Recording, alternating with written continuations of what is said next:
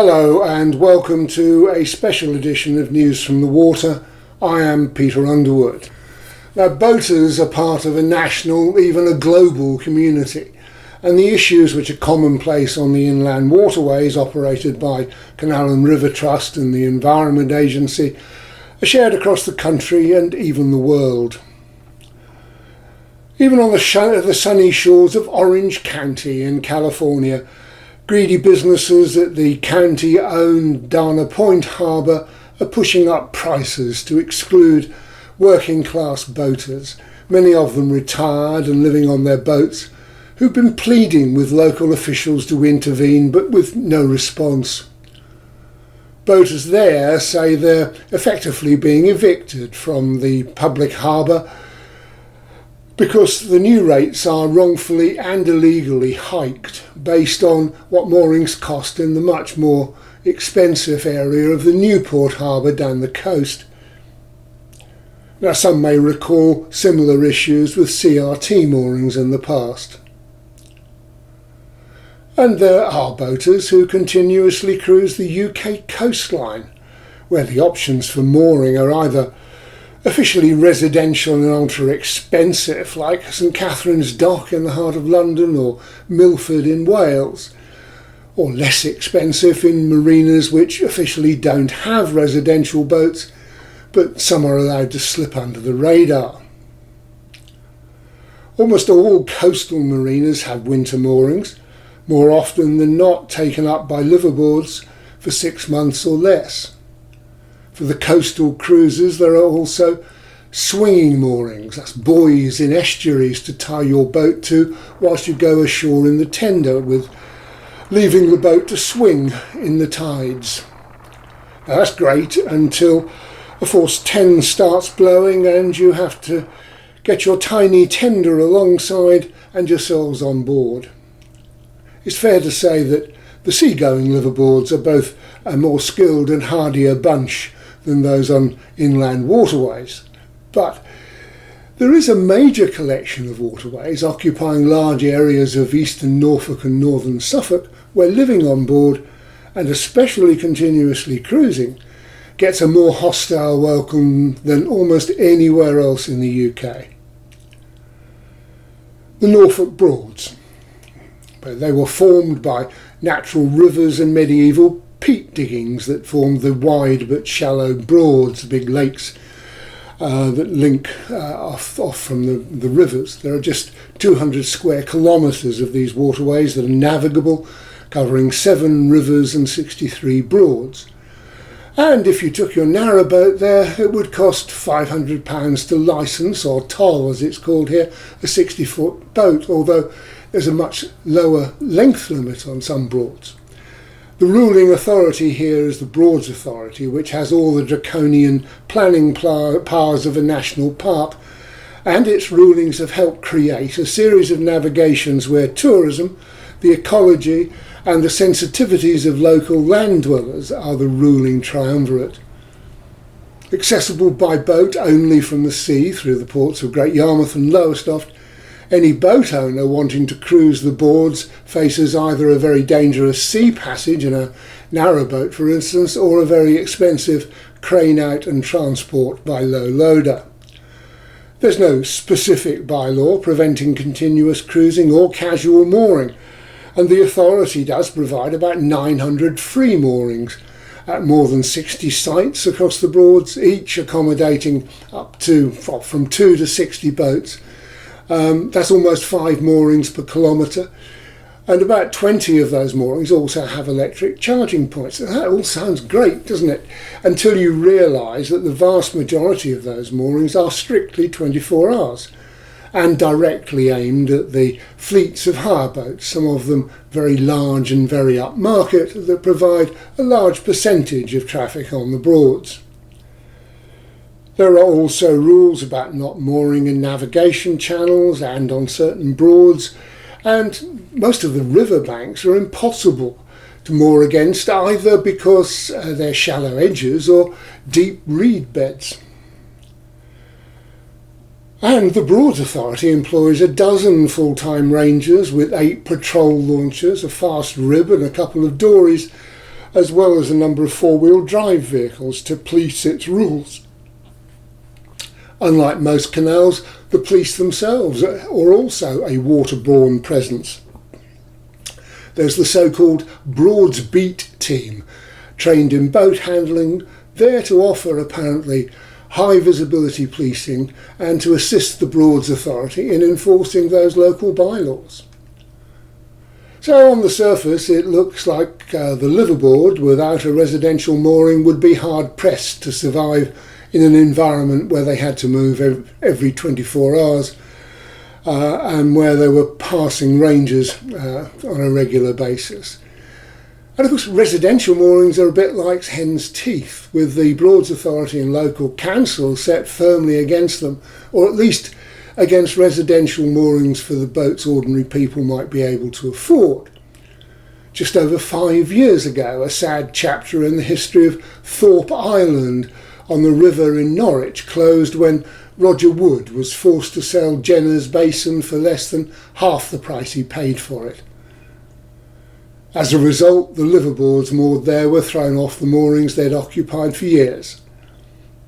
Now, this marina was once part of a hire business, Harts, Jenners and Wards, but Roger Wood's original planning application to restore and improve the moorings faced substantial objection from the owners of the houses on the other side of the river.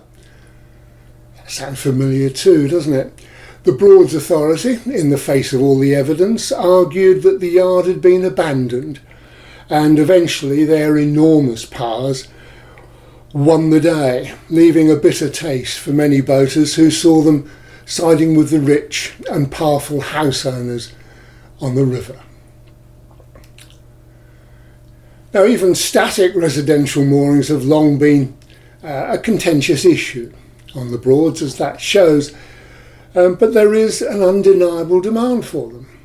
And as the Broads Authority recently introduced a policy which supported them, at least in theory, in appropriate places. It's ironic, isn't it, that Thorpe Island could easily have become a flagship residential mooring close to shops and public transport. Instead, the authority opted to talk of shanty towns and feral liveaboards, and funded a six-figure legal battle from the public purse, of course. And around that time, Thorpe Town Council in Norwich announced new mooring rules allowing well-kept boats on Thorpe River Green, giving further credence to the arguments about gentrification and discrimination. Yet, there is clear demand for residential moorings all over the Broads, and even the Broads Authority admitted back in 2017, when it completed an accommodation needs assessment, that there was a requirement for exactly 63 residential moorings, a figure that, even if it was credible then, will now have soared, along with property prices and with the rash of evictions now resulting from the pandemic. However, it applied a set of criteria that made it difficult, if not impossible, for existing marinas to provide residential berths, conditions that would never be applied to housing developers. Residential moorings have to be in a boatyard that's also within a development area set out in a local council's plan. It has to be within 800 metres or 10 minutes walking distance to three or more key services. Those include a primary school, a secondary school, a local doctor's surgery, a district or local shopping centre, local employment opportunities, a peak time public transport service, etc., etc. At that stage, the Broads Authority was planning to meet with those marinas and boatyards that met the highly restrictive criteria to discuss the potential for residential moorings. But I'm told that virtually all have walked away because the process is simply too limiting and too complex. So even a fixed residential mooring on the Broads is unlikely. and you face considerable difficulty and possible hostility, especially in the picture-perfect towns and villages along the Broads and waterways, where average property prices are £25,000 to £30,000 higher than, for instance, the rural Midlands, where waterways in the shapes of canals also crisscross the landscape. Yeah, in some ways, the Broads are Canal and River Trust's wet dream. They're manicured with a series of hotspots, small towns and villages, totally oriented towards holiday boats, both hired and private, with little opportunity for liveaboard boaters, never mind continuous cruisers, to make their homes on those waterways. And yet, look below the surface of this apparently idyllic water system for the well-heeled, and there's a different story.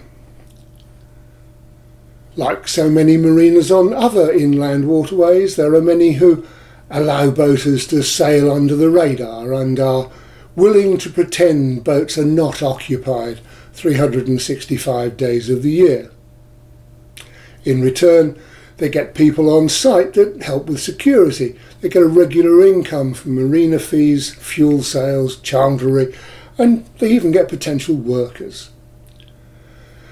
There are certainly many more who quite legally offer winter moorings, leaving boaters to drift around the Broads during the summer, either taking their chances on 24-hour moorings or overstaying on them, or finding little creeks and other spots where their boats can be tied. I met one couple, fresh to continuously cruising, if not to boating, living on a small GRP cruiser, who'd come to a winter arrangement for a mooring with an electric hookup. I asked how they'd survived during the summer. Well, there are not that many ranges, but when they become persistent we just go out into one of the Broads and drop an anchor. If they come knocking, then we know it's something serious. The man said there are many more like them, often driven onto the water by ludicrous house prices and sky-high rents.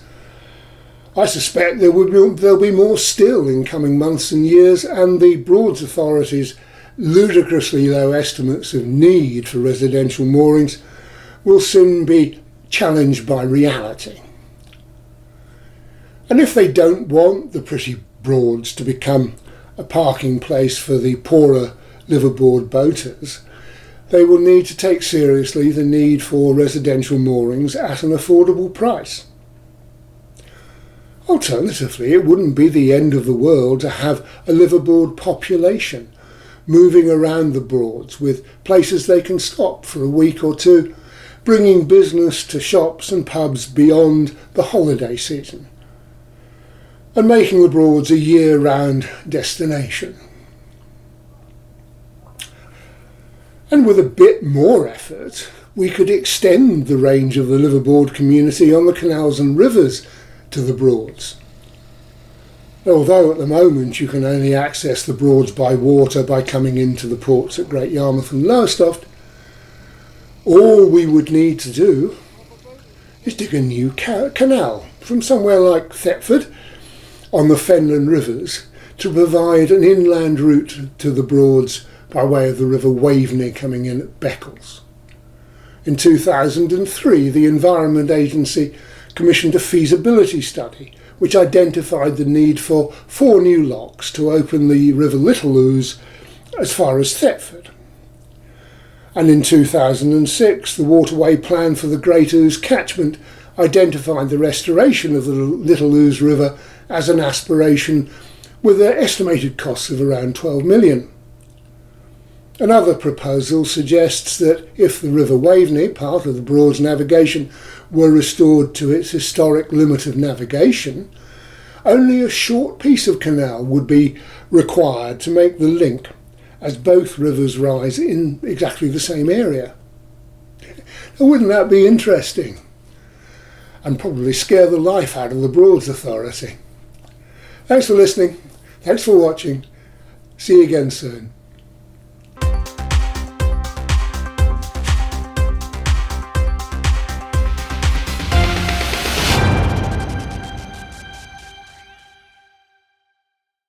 We need video and photos of all aspects of the waterways. Email files to peterunderwood2@gmail.com with your name and a brief description of it and where and when it was shot.